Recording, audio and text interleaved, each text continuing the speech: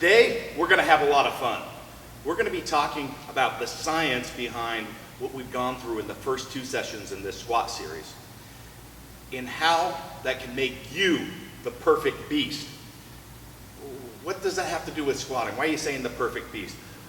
Well, we're doing some unique stuff here. We're taking actually some cutting edge methodology used in both clinical practice and some sports rehab side.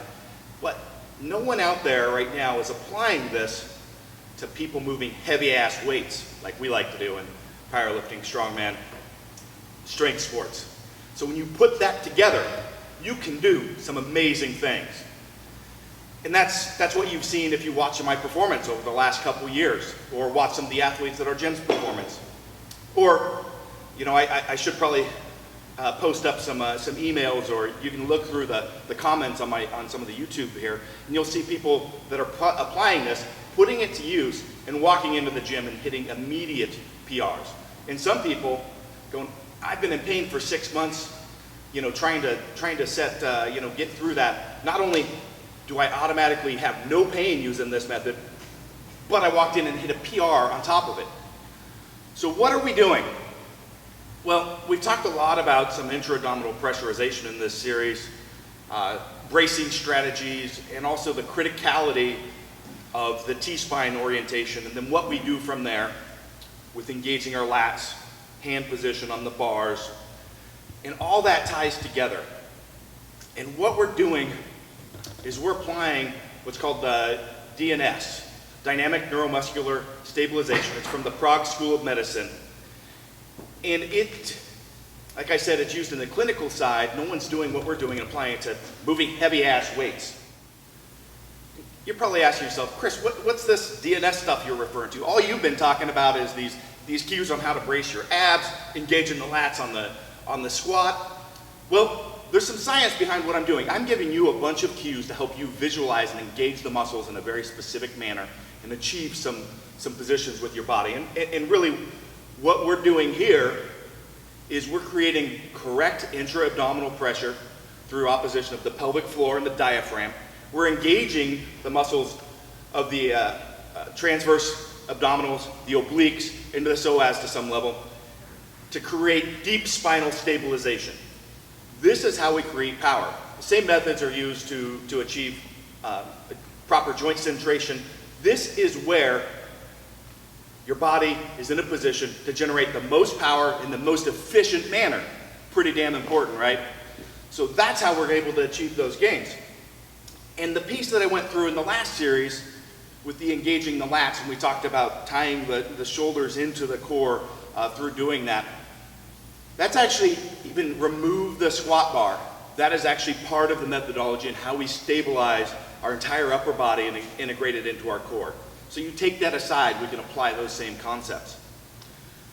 So I just want to touch on that so you're aware that there is some methodology, some approach behind what we're doing here. Now, the next piece in this series is that piece we talked about with the engaging the lats and the hand position on the bar, and our limitation being our mobility. So as strength athletes, a lot of times shoulder mobility is an issue for a number of people, and there's a reason for this. We actually lift in a manner that is not necessarily the best in motion. We've always got a bar, either for overhead pressing or bench pressing, where we've got an open chain movement, so no stability on this end. And then, in most of these movements, either overhead or particularly in bench, where you can watch some of my videos where I go through bench setup and we get in this position. We're destabilizing the core. So our shoulder has no stability on either end. So what's going to happen? It's going to start tightening up. The scap's going to start tightening up. It's trying to find some stability here. And at some point that can even lead to shoulder pain because it may decentrate that shoulder, start causing some pain over time.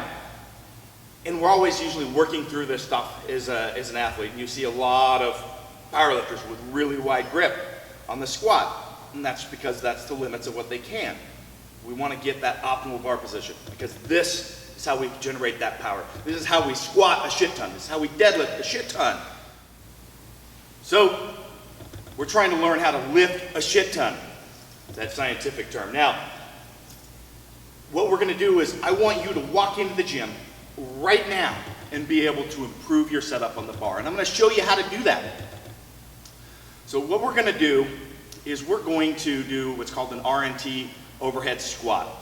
It's reactive neuromuscular training, sounds kind of fancy, but really all we're doing is we're using a little bit of band resistance to cue some firing patterns and improve our position for what we're trying to achieve.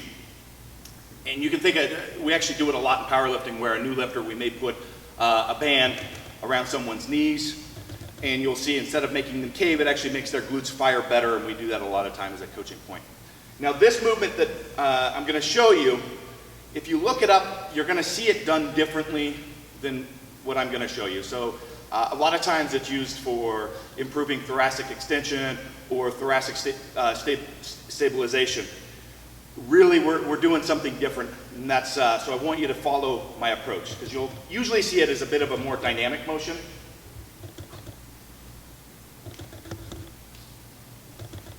Like such. But we're gonna do it in a static fashion where we keep our hands overhead. We're gonna use a very light band tension, with just enough to cue movement. We're gonna think about all the things that we've talked about from a pressurization standpoint. Locking the T-spine in, pushing our air down and out, sitting back properly in the squat. And then we're gonna get our hands up overhead in this wide position here. Not in close here, not out here, right here, okay? Slightly wider than shoulder width should work good. And then, with maintaining this position right here, we're gonna pull it back with our scap. It looks easy. It's actually really, really challenging if done properly. So I'm gonna have Greg demonstrate here. And as he demonstrates, you'll notice I'm gonna go through the cues with him over and over and over again. And that's what you need to do if you do this in practice. You're gonna have to think about it. Am I pulling back? Are my arms locked out? Are my arms overhead? Is my T-spine locked in? Am I pressurizing correctly? Think about all those things. You shouldn't be going down and rounding out in the hole. This is your opportunity to practice nice, clean motion. What I want you to do is 2 sets of 20. You're probably not going to be able to do that right away.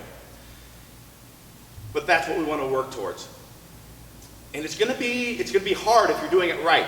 If it's easy, I challenge you to think about the quality of motion that you're doing and whether you're doing this correctly. So, because this is challenging, and also as you do it, you're not going to feel anything different. I want you to employ a test-retest methodology so that you're aware of the changes. So first thing you do, walk up to your squat bar, get your setup, get locked in, get in there as tight as you can. Feel the pressure in your shoulders, feel what's going on in your elbows, see how close you are to the bar, see how tight you are with the position that you're in. Now, go do this. Maybe you do 2 sets of 10, whatever. But get some work into it if you can't get the 20. Go back to the bar, retest, and see where you're at. I guarantee you're going to see immediate gains in your ability to set up and hold that position in that static posture and be able to employ all the techniques that we've been talking about so far. This is how we create the perfect beast. So Greg's going to demonstrate here so that I can talk and not lose my breath. So what we're going to do is pull up into overhead position, basically a wide position here. So you're not going to be out in here. I like to see this position right here. Okay? So from here, he's going to pull back in here as tight as he can. He's going to lock out his elbows, and he's going to pressurize, keep this T-spine in, and he's going to squat back. It doesn't look very hard, but I guarantee it's much harder than it looks, especially since you're going to have to repeat these cues over and over and over again. Every rep. Think about it. Am I locked out? Arms overhead. Pulling back. Pressurize. T-spine in. And again. Do it again. Pull back. See, did you see that? He was already out of position. He's only done a few reps. Pull back. Locked out. Fix the T-spine. There we go. Pull back again. You see how you have to go through it over and over again. Either that or Greg's just trying to be really difficult on me. But I don't think that's the case. Is he sweating? He's sweating already. I love it. It's exactly the example we're looking for. Anybody that watches my videos knows that I don't do a lot of static stretching, but I do squat basically 2 days after I bench press. And if I've had a lot of strain or delayed onset muscle soreness, I will do a static stretch.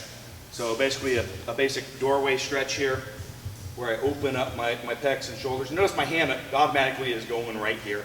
So I'm trying to cue my ribcage still to stay in and stay locked in, just a cue to myself. If you do that, you actually feel it more in the scap as well as just here.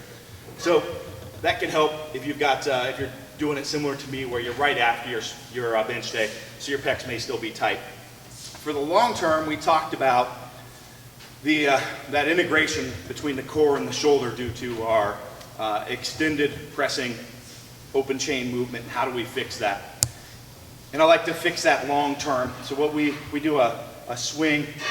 This product's not on the market yet, so don't be looking for it. But this is our shoulder rock here, and I've got one loaded up. Greg's going to demonstrate a quick swing with this. And there's an approach in how we use this tool that integrates that in. So it's more than just a basic mace swing. So there's going to be more videos and information on this product coming out in the next series. What I want you to be aware of what it is right now, because it does fit into this discussion, and it is a key component in it.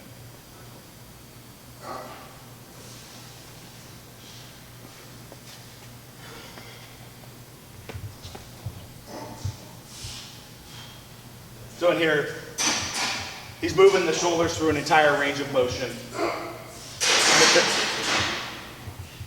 And at the same time engaging all the muscles that are supporting that shoulder structure.